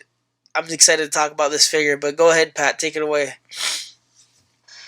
Okay, so for me, I thought Creature Will absolutely nailed this. The robe is absolutely amazing, but the actual figure minus the robe was a little less complex, so I gave him 49. On the other side, LH, I felt he really nailed this figure. I gave him 50. That's yeah. I mean, that's an amazing point. I'll just piggyback right there while you pull up Showstoppers. I won't change the page, but I actually had the exact same points as you. And it really was hard. Will's a friend, but you know I'm biased here. But the robe I completely marked out for is beautiful. It is like the most beautiful thing Will has done. I just stared at it. I popped hard when I was like looking at it through the email. I was like, that's sweet. But LH, the more I looked at it, and the more I look at this picture in particular, it really shows. And there's a tough part. I gotta say this. For judging, right? We ran into it with the fan voting for Fiend. There's a thing to be said. I think there's an inherent biasness. Now, this is going to get a little geeky because I'm on my academic side, but I'm going to keep it short. I think there's an inherent biasness against characters that we understand and that we're familiar with, because the characters that we're not familiar with and we're not aware of, kind of are like, okay, well, that could look cool. I don't really know. So you move on. And that was, my big issue, my reason I shouldn't have been judging the NATO contest way back when, because I was unfamiliar. I was still so new. But now, even looking at LH, I can look at I'm kind of familiar with the Luchador, but not enough to be able to not look up reference pictures, right? So for Hayabusa's Will, I'm very familiar with Hayabusa too. This is a younger Hayabusa. This is less scars, shorter hair Hayabusa. You also see the cleaner things. What it came down to me is the feet. For the Hayabusa, I really wish he had the sculpted toes, the tabbies, the very specific kind of footwear Hayabusa wore. This is where I might be wrong. I don't know if back then when Hayabusa first started he was wearing them, but I felt like he was. So for me, that was the only thing I could point. And he's my friend, so it's really tough. It breaks my heart to do it. But with LH, looking at the entrance gear that he had, the different details he had, I think Will would be very proud of going up against him as well, because the detail, he really brought Mexican style customizing with different mediums and uses of different materials into it. But that hood, the stitching on the hood, the cross stitching on the torso with the entrance gear, the belts, the buckles, the graphics, the leather, the flaps, if you go down to the boots, the paint job on the boots, that color of a candy color paint job is a really hard color to paint. I challenge you, every one of you guys, go look at LH's boots. Try to copy that paint job, because you can imagine that kind of paint job. Right now, you could imagine that kind of paint job on like a Tony Storm with that kind of metallic candy apple. It's a hard thing to do. Will, I love the sculpted gauntlets. I love the hands. I love the mask. I love the way it's sculpted. Really love the robe. I've never been a fan of robe or cloth pants, but with Hayabusa, it's really, you almost have to unless you have another solution. I thought it really worked well, and especially early on, he had tighter fitting pants. That being said, the accessories, that glue that LH made is with hot glue, or those flames he made with hot glue, and that's an amazing accessory created from scratch. So the stitching, the mask work, the additions, it was really a tough contest versus another tough custom. And lastly, I'll just point out that hand articulation that LH did. Amazing work. Will is known for his amazing hand articulation. It's featured on a lot of my figures. And you have to, if you're going up against Will, you have to address the hands. LH did. He found a different way. It's more of a Marvel Toy Biz way where you have them articulated. I thought it's great. I thought it looks awesome. Respect where it's due. LH moving forward for me on my end. We're still going to go ahead and judge the rest, but you got Joey's pulled up? Joey, 50-50. Joey would. That's true, though. They are both 50-50 customs, and if not for the boots, would be on the same aspect of me. For Rocket Jabroni had it very similar too. He had a Creature Will at 46 with LH at 47 by 1 point. Creature Will, he said, design on the robe was beautifully done. I like the fabric tights and sculpted wrist gauntlets. The custom hands are always a nice touch. Absolutely. And with LH, he has nice accessories, great part choices. Love the different textures and alternative head. And, if I could say, if my customs have any sort of connection over to, Mexican fans, it would be, I really love that style of a lot of different textures, a lot of different materials to just create a beautiful piece that your eye just wants to look at. And so, LH is going forward too in Rocket Jabroni scorecards. NWF scorecards very similar. He ends up having Creature Will though winning by a point. He has Creature Will at 48 versus LH at 47. He said Creature Will cloth work looks fantastic. Hand painted detailing on the entrance robe is incredible. Articulated fingers, slight red paint mark on the left wrist gauntlet. But other than that, he has Creature Will moving ahead by a point. So this is an instance. Just give me 1 second real fast. Right. I'm looking as fast as I can. I think I messed this up. That's why I'm... Okay. But, so if we're looking at that, I mean, for us, I have LH ahead. Rocket Jabroni has LH ahead. That means NWF has Creature Will ahead. You have, who did you have? I had... LH ahead, and really quickly, Showstopper, I misspoke, has Creature Will at 49, and he has LH Customs at 48, meaning he gave it to Creature Will. Oh, so it would be a split decision, actually, then. So, if you have LH, then LH is the one to end up advancing, right? I'm so confused. Well, I'm confused because I think you read the wrong score, so you tell us the official scores on your end. Okay, Creature Will. There's no confusion on my scores here. We have it on this end. So, Creature Will for Showstopper, LH for me. Okay, and then it's LH for me, LH for Rocket Jabroni, and Creature Will for NWF. So 3-2. Yep. And very, very close. Both beautiful customs. Absolutely. They look good on anyone's shelf. No one should go away from this. This is another high-quality casualty of first rounds. I can't believe the names that are being eliminated in the first round. Random.org. This is all your fault. It truly is. Just as you get ready to pull up the last matchup there, this Creature Will showing was really something that everyone's got to be proud of because man. This matchup is really close too. There's a high quality casualty in Creature Will. I hope Creature Will comes back for the Gift of the Gods. I hope that Hayabusa sells for crazy money. That robe is beautiful. So if you guys are interested in grabbing that piece, reach out to Creature Will. He doesn't do a lot of commissions. Snag it while it's hot. We're gonna go down to the main event here. We got Turbo Toys taking on the winner of the professional 72-hour Showstopper Challenge. You got a 72-hour advantage, Demon Prince. And man, this match really was the craziest match for all of the contests here. This was the closest match, neck and neck. Pat, why don't you break it down for us on your end? On my end, these are both two completely flawless figures.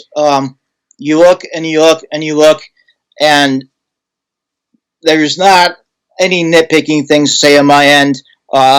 Turbo absolutely nailed it. Demon Prince absolutely nailed it. 50-50. I'm split. I can't. And I can't Joey? criticize this. These are two completely amazing figures. Absolutely, it's a tough contest. Again, should be a main event happening in the first So round. I think this is the one you messed up. I think you meant Joey had this one at 50-50. I think so. Well, if we have that one at 50-50, I'll pull up NWF's. And NWF has this one. Turbo Toys and Demon Prince, he has it scored at 50-50. Great custom, potentially his best work. Use of interchangeable head casts work perfectly. Very difficult to source images for this attire, so to replicate it within the given time frame is excellent. Lace work on the mask and boots look great. Creation and application of decals is spot on. Really smooth paint. Great use of props, shirt, hat, belt to make this a complete custom. Likewise for Demon Prince, man. Another great custom that really hit the mark. Great choice of base hit scan. Sculpt work is excellent. Scan, gauntlets, belt detailing, paintwork is excellent. Scaling on the tights, smoothness of the paint, addition of the entrance gear really adds to the overall presentation of this figure. Only gripe is that the tattoos decals don't accurately fit the torso. And for did I go over Rock Jabronis? I don't think so, right? The Rocket Jabroni has it actually scored definitively. He has it 48 Turbo Toys to 49 Demon Prince. Turbo Toys he has love the accuracy on the boots. Could have been easily overlooked. Design on the tights and masks are done exceptionally well. Nice custom belt as well. For Demon Prince, crazy detail on the tights. Belt piece is a work of art. The only thing I could say is I wish the laces on the wrists were just not painted on. Great words too from Rocket Jabroni as well.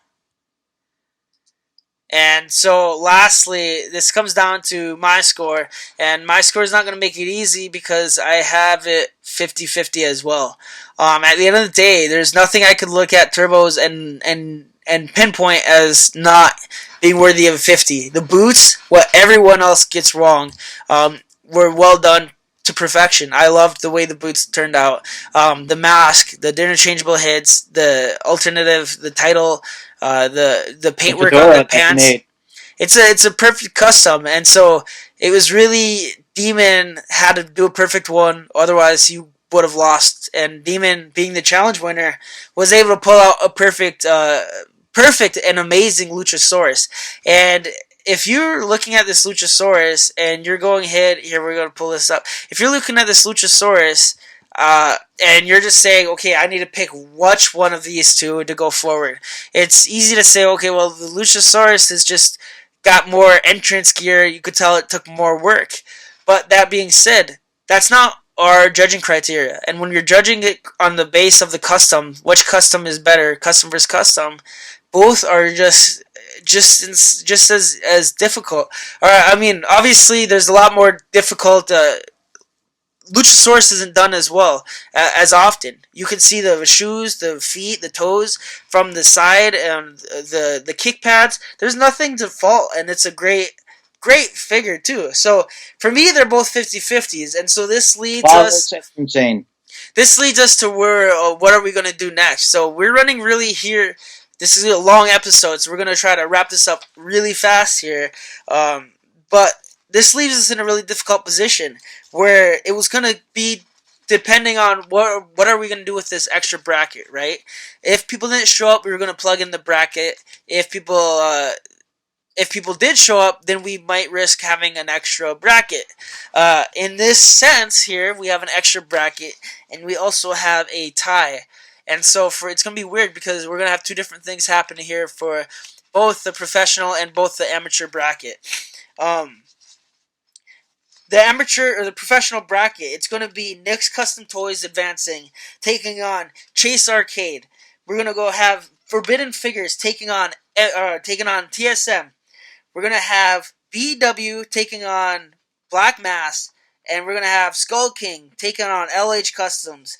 And then the only way to do this, and we fought long and hard, but ultimately, I think the Mad Reaper has a say, and it comes down to Pat agrees, all the guys agree, the judges agree, the fans agree, everyone agrees. let's run it back. For the professionals, it's going to be again.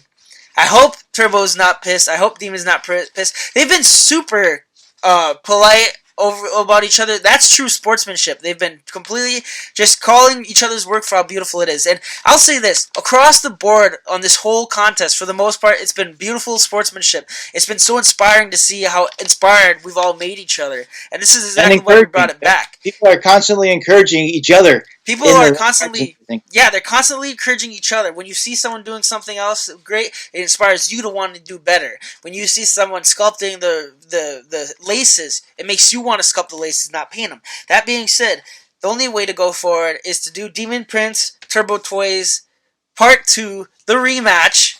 You know, Turbo Toys, Demon Prince 2. We're going to do this, and we'll see where this goes up in this matchup.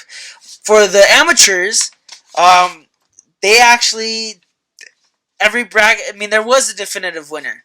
So, for the amateurs, the winner of, Rated R is going to be advancing, and he's not going to have anyone to face off against. So, this is what we're going to go ahead and do for the amateur bracket. We're going to bring back one of these customizers from the dead.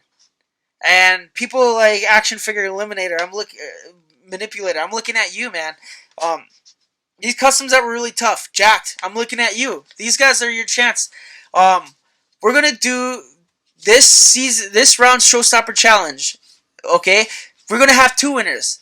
Those in the amateur bracket that lost can compete for this Showstopper Challenge.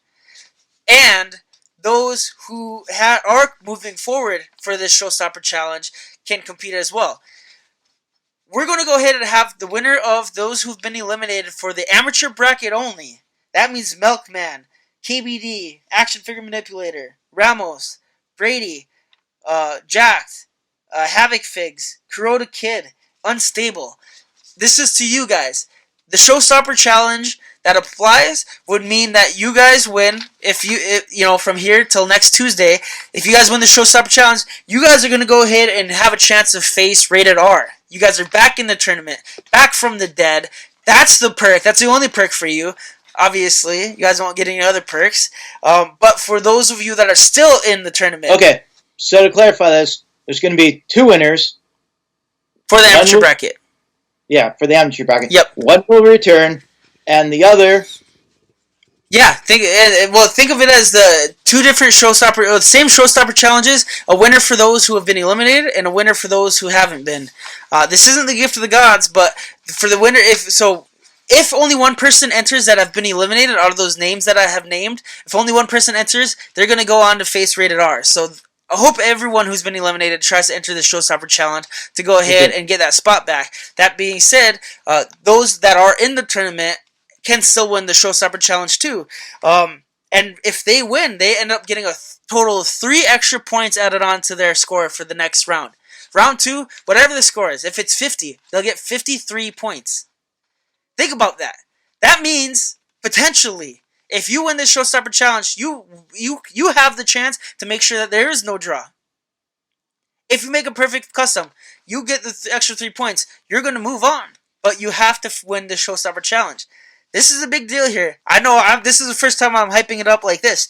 But this is the truth of it. So that being said... Wait, or... Well, okay, right. 3 extra points, or... The one perk that was unused last time will stay, and it won't stay constantly, but for this round it will be applicable, and that is you can switch your opponent.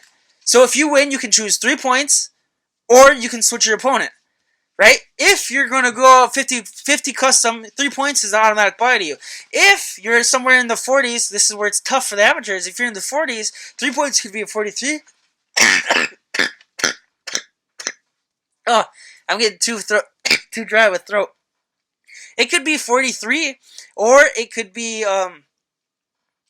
or you can switch your opponent, and that could be more of a beneficial win. So without getting too long-winded here, we're gonna go ahead and I hope the rules are clear. We'll clarify that just to be sure, so I'm not rushed trying to get this video published.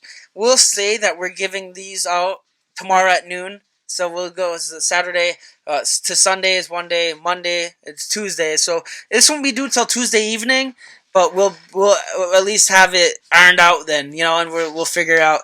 And before I announce the theme of the Showstopper Challenge, or I'll go ahead and announce the theme. Screw it. We're super inspired by old contender Bubble Squeak. Huge supporter of huge supporter of us, huge supporter of the contest tournament, and he did an amazing custom of a bloodied up Steve Austin. And the thing is that he and Nick Johnson, Nick's Custom Toys, had this interim while Custom Underground was away of International Assault, and it was super fun to watch. It was like the only tournament going while we were shut down, and for one of those rounds. Yeah, for one of those rounds, he did a bloodied Stone Cold. Instead of doing the whole figure, the challenge for this one is color. And color is blood in the wrestling business. So we're going to say any head that you have, your challenge here is to make it look the most realistic, the most gruesome blood that you've seen in a match. When we see those pictures of just the heads up close, whether it's a swollen eye, whether it's just battle damage, think war, think blood, think hardcore. The best bloody head is going to win the Showstopper Challenge. You got 72 hours to complete it. Use whatever blood you want. Use whatever you want.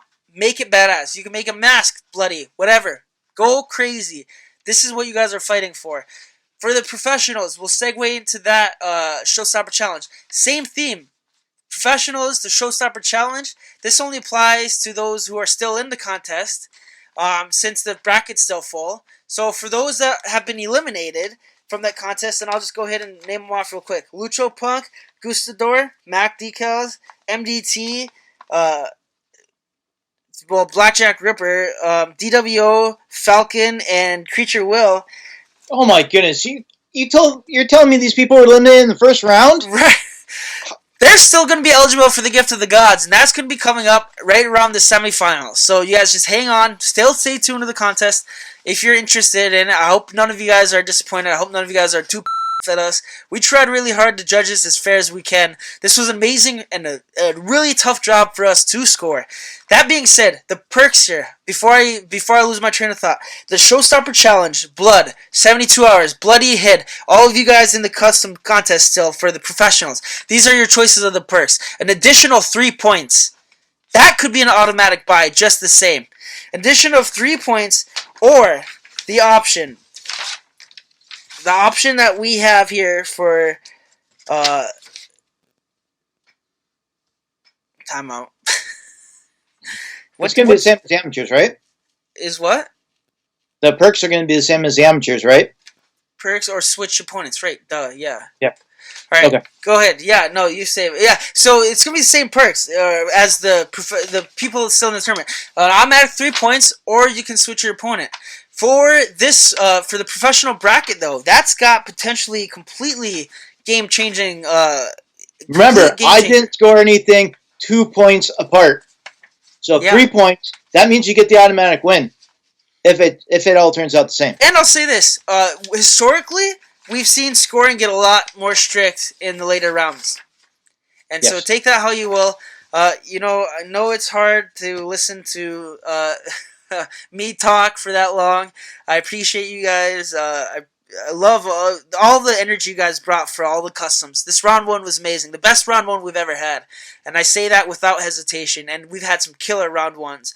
But that being said, we'll go ahead, try to get this up as soon as we can. But we'll go ahead and put together the final brackets, the Showstopper Challenge. But as soon as this is published, there's going to be a lot of people wanting to know the results. So they'll be able to find it. But ultimately... fair play to all you guys. You guys really brought it. You guys are really killing it. This is a 2-week time frame. So think about the work that was submitted, the fact that everyone almost submitted, and the fact that they did that within 2 weeks. This is amazing. And this custom underground tournament is going to crown a new champion to join those ranks of NWF and Rocket Jabroni. So you're following in some big footsteps. But man, this tournament has the biggest, the most talent I've ever seen. So stay tuned for next episode. We try to get through this as fast as we can. We tried. Chosen One, I think we did a good job. I think we did a good enough. Yep. So nice little flow going, and we hope that you'll tune in. Effective immediately. 72-hour challenge. We'll see you next week. See ya. Awesome.